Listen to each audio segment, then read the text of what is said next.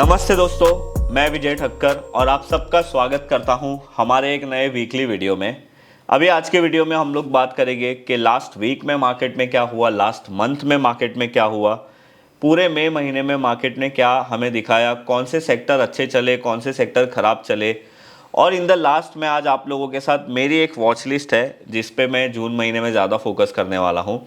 मैं जनरली है ना एक अपनी वॉच लिस्ट बनाता हूँ स्टॉक की हर महीने, कि भाई ये जो स्टॉक है इसने पिछले कुछ महीनों में अच्छा परफॉर्म किया था, तो उसकी प्रोबेबिलिटी ज़्यादा होती है कि वो आने वाले महीने में भी अच्छा चल सकता है। तो जून महीने में अगर मेरी कोई वॉच लिस्ट होगी तो सबसे टॉप प्रायोरिटी पे जो मेरा ध्यान रहेगा वो स्टॉक्स पे रहेगा।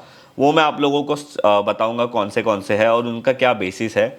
उससे पहले हम लोग बात कर लेते हैं कि लास्ट वीक में मार्केट में क्या हुआ और आने वाले हफ्ते में क्या हो सकता है। अभी देखो, लास्ट वीक में हम लोग ने देखा कि मार्केट मोर और लेस फ्लैट ही था। मार्केट एक रेजिस्टेंस के पास अटक गया है विच इज़ 25,100, और मार्केट का एक जो सपोर्ट है 24,300, ये रेंज में मार्केट अटक गया है।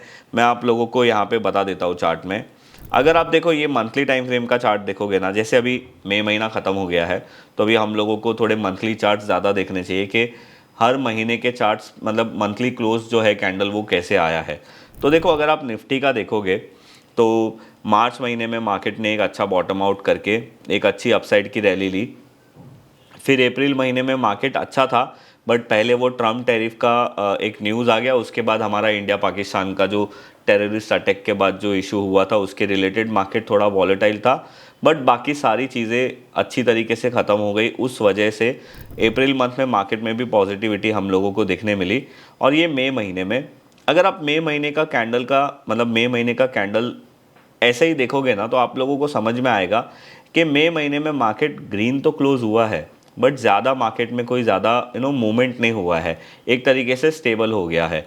अगर आप वीकली टाइम फ्रेम का चार्ट देखोगे तो ये वो कैंडल है जो महीने में हमारी मैं आपको डेली टाइम फ्रेम में बता देता हूँ। ये वो 12 मई वाला डे है, if I am not wrong, जब हमारा इंडिया पाकिस्तान का ये न्यूज़ बाहर आया था कि हमारा सीज़ फायर हो गया है। और ये वही वीक का कैंडल है। तो वो वीक का जो हाई था वो था 25,116, और वो वीक का जो लो था वो था 24,378। अगर आप ध्यान दोगे ना, बहुत टाइम से मार्केट वो वीक का हाई भी नहीं तोड़ रहा है और लो तक तो खैर आ भी नहीं रहा है, और वैसे वो उसके नीचे जा भी नहीं रहा है। और अगर आप डेली टाइम फ्रेम का चार्ट देखोगे, मैं एक टाइम के लिए ये वाली जो लाइन है उसको डिलीट कर देता हूँ, तो आप यहाँ पे देख सकते हो कि मार्केट एक बहुत ही साइडवेज कंसोलिडेशन में अटक गया है। ये वीक में जो अपना गैप अप हुआ था, जो सीज़ फायर की न्यूज़ के बाद एक दिन अपना गैप अप हुआ था, ऑलमोस्ट 900 पॉइंट निफ्टी ऊपर गया था। उसके बाद से मोर और लेस मार्केट एकदम स्टेबल हो गया है। और रेड कैंडल बन भी रहे तो बहुत छोटे छोटे बन रहे हैं, और ग्रीन कैंडल बन रहे तो ये 25,100 के पास रेजिस्टेंस में आके अटक रहे हैं। तो अभी हमारे लिए बड़ी सिंपल सी बात है कि भाई 25,100 हमारे लिए एक इम्पॉर्टेंट रेजिस्टेंस है। और अगर आप वीकली टाइम फ्रेम में देखोगे तो एक तरीके से हम लोग अभी 24,800, जो प्रीवियस स्विंग हाई था डाउन ट्रेंड का, उसके पास आके ट्रेड कर रहे हैं। तो ये अपना निफ्टी का व्यू है। 24,300 के नीचे पॉसिबिलिटी है कि 23,800 भी दिख सकता है। अगर आप बैंक निफ्टी का चार्ट देखोगे कंपेयर टू निफ्टी, मुझे ऐसा लगता है कि बैंक निफ्टी जो है वो ज़्यादा स्ट्रॉन्ग है। इतना ज़्यादा गिरा भी नहीं था और अभी ऑल टाइम हाई के ऊपर ट्रेड कर रहा है। वीकली में भी आप देखोगे तो यहाँ पे भी ऑब्वियसली कंसोलिडेशन तो हो रहा है। अगर आप डेली में भी देखोगे तो यहाँ पे आप लोगों को क्लियरली देखने मिलेगा कि मार्केट एक एक नैरो कंसोलिडेशन में जा रहा है। तो जब तक मार्केट अपना रेजिस्टेंस या सपोर्ट ब्रेक नहीं करता है तब तक हम लोग यहाँ पे कुछ नहीं बोल सकते हैं। और जो बैंक निफ्टी का रेजिस्टेंस है वो है 56,100, और जो अभी सपोर्ट है वो है 53,800 से लेके 53,500। तो अभी थोड़े टाइम के लिए मार्केट एक कंसोलिडेशन कर रहा है, और उसका एक सिंपल रीज़न है, जो नीचे से मार्केट में इतनी अच्छी रैली आई है, इतनी अच्छी रैली आने के बाद मार्केट थोड़ा कूल डाउन करता ही है, और अभी वो मार्केट में चल रहा है। अभी जून महीने में मेरे ख्याल से आरबीआई पॉलिसी भी है, तो अभी हमारा जो मेजर ट्रिगर है शायद मार्केट उसकी वेट कर रहा है। और अगर पॉजिटिव ट्रिगर आया तो हम लोग अपसाइड में एक अच्छा ट्रिगर मिलेगा मार्केट को जाने के लिए, और अगर नेगेटिव आया तो मेरे ख्याल से मार्केट में थोड़ा बहुत छोटा सा करेक्शन दिखने मिलेगा। ओवरऑल मेरे हिसाब से मार्केट का ट्रेंड अभी पॉजिटिव है। तो देखते हैं क्या होता है। अगर अच्छा करेक्शन भी आता है तो एक अच्छे इंपॉर्टेंट सपोर्ट लेवल के पास एक अच्छी अपॉर्चुनिटी बन सकती है। अभी अगर हम लोग सेक्टर्स की बात करें तो यहाँ पे आप देखो, पहले मैं आप लोगों को लास्ट वीक में कौन से सेक्टर ने अच्छा परफॉर्म किया वो बताता हूँ, और फिर हम लोग मंथ का भी देखेंगे। जैसे अभी महीना ख़त्म हो गया तो एक मंथली भी देखना ज़रूरी होता है। पीएसयू बैंक ने लास्ट वीक में अच्छा किया। Defence sector, small cap sector उसने अच्छा किया। अगर हम लोग ख़राब की बात करें तो अगेन एफएमसीजी, कमोडिटी, कंजम्पशन, ये सेक्टर ने ख़राब किया। अगर हम लोग मंथली बात करें तो डिफेंस सेक्टर ने ऑलमोस्ट 23% का अपसाइड दिया है।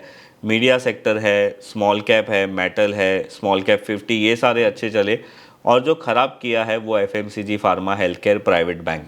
अभी मैंने आप लोगों को लास्ट वीक में भी बोला था, ये सेक्टर ऐसे है, जब मार्केट ख़राब होता है तो जनरली यहाँ पे स्ट्रेंथ आती है, और जब मार्केट अच्छा होता है तो जनरली ये सेक्टर चलते नहीं हैं, और वो अभी हम लोगों को यहाँ पे क्लियरली दिख रहा है।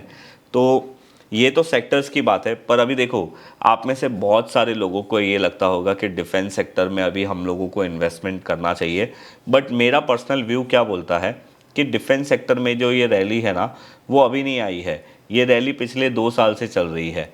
तो अगर आपने किसी भी अच्छे स्टॉक को अच्छे प्राइस पे नहीं ख़रीदा है और एक अच्छे महंगे प्राइस में ख़रीदा है बिकॉज ऑफ फोमो, तो वहाँ पे आपको फंसने की मतलब प्रोबेबिलिटी है, या फंसने के जो चांसेस है वो ज़्यादा हो जाते हैं। तो अपने इन्वेस्टमेंट को वैसे ही प्लान करना, फोमो में आके अपने डिसीजंस कभी भी मत लेना स्टॉक मार्केट में। अगर अभी हम लोग एफआईएस की बात करें तो लास्ट वीक में 4 दिन एफआईआई जो थे वो बायर थे, एक दिन एफआईआई इन्होंने जो है वो सेलिंग किया है। इनका ये डेटा नॉर्मल है as of now. Dollar index की बात करें तो 99.44 के आसपास ट्रेड कर रहा है। इंडिया विक्स की बात करें तो अभी 16.7 के आसपास ट्रेड कर रहा है, which is a very normal number. ये 20-22 के ऊपर जाता है तो ज़्यादा कंसिडर करना होता है, और वहाँ पे रिस्क हमें ज़्यादा होता है। क्रूड ऑयल की बात करें तो $60.79 के आसपास ट्रेड कर रहा है, और अगर मैं यूएसडी आईएनआर की बात करूं तो वो अभी 85-20 के आसपास ट्रेड कर रहा है। तो ये तो मैंने आप लोगों को मार्केट के बारे में बता दिया। और अभी मैं आज आप लोगों के साथ मेरी जो वॉच लिस्ट है ना, वो मैं आप लोगों के साथ शेयर करूंगा, जो बेसिकली मेरी जून महीने के लिए एक प्रायोरिटी है, जिसमें मैं जून महीने में ये सारे स्टॉक्स में ध्यान रखूंगा।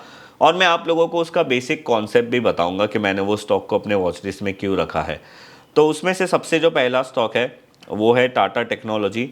अब इसमें मैंने क्यों ये स्टॉक को अपनी वॉच लिस्ट में रखा है, वो मैंने आप लोगों को एक पहले वीडियो में एक्सप्लेन भी किया था। वो अभी मैं आप लोगों को एक स्मॉल एक्सप्लेनेशन भी दे देता हूँ। ये स्टॉक आईपीओ के बाद कंटिन्यूसली डाउन ट्रेंड चल रहा था। अभी इसने नीचे में एक अच्छा inverse head and shoulder pattern बना के इसने यहाँ पे एक ब्रेकआउट किया है। अब देखो, inverse head and shoulder breakout होना वो कोई मतलब बड़ी बात नहीं है, बट अगर वो ट्रेंड के डाउन साइड में आप ब्रेकआउट हो रहा है तो ये इम्पोर्टेंस ज़्यादा रखता है। और इसका जो कैंडल है वो भी ब्रेकआउट का बड़ा स्ट्रॉन्ग बना था। दूसरा जो मेरी वॉच लिस्ट में स्टॉक है वो है अवंती फीड्स।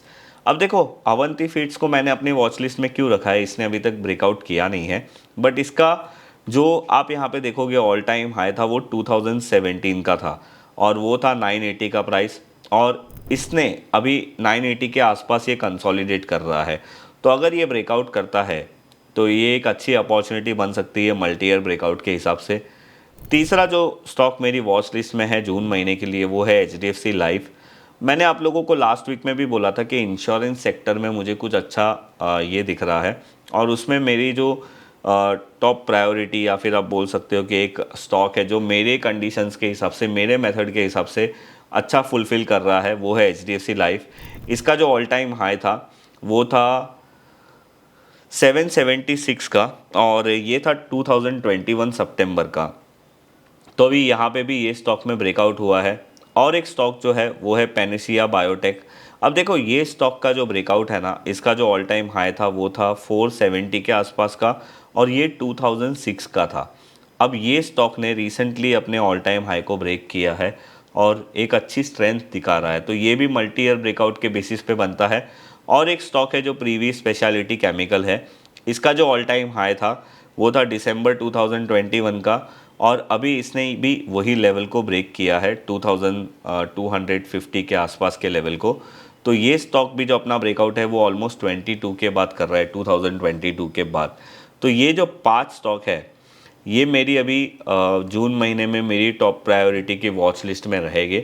अब मैंने आप लोगों को बता दिया, जैसे टाटा टेक एक inverse head and shoulder breakout कर रहा है, अवंती फीड्स जो है वो अभी तक किया नहीं है, बट ये मल्टी ईयर ब्रेकआउट का कैंडिडेट है, अभी तक इसने किया नहीं है। वैसे HDFC लाइफ है वो मल्टी ईयर ब्रेकआउट कर चुका है, पेनेसिया बायोटेक ये भी एक मल्टी ईयर ब्रेकआउट कर चुका है, प्रीवी स्पेशलिटी केमिकल भी मल्टी ईयर ब्रेकआउट कर चुका है। तो इस तरीके से मैंने अपनी वॉच लिस्ट बनाई है। अभी अगर इसमें से कुछ मल्टी ईयर ब्रेकआउट या कुछ स्ट्रेट फेल हो गए तो वो मैं निकाल दूंगा, अगर कोई नए आएंगे तो उसको मैं अपनी जून महीने की वॉच लिस्ट में ऐड कर दूंगा। बट एज ऑफ नाउ ये सारे स्टॉक्स मेरी टॉप प्रायोरिटी की वॉच लिस्ट में है। तो ये थे हमारे वो जून की वॉच लिस्ट जो मैंने आप लोगों के साथ शेयर कर दी।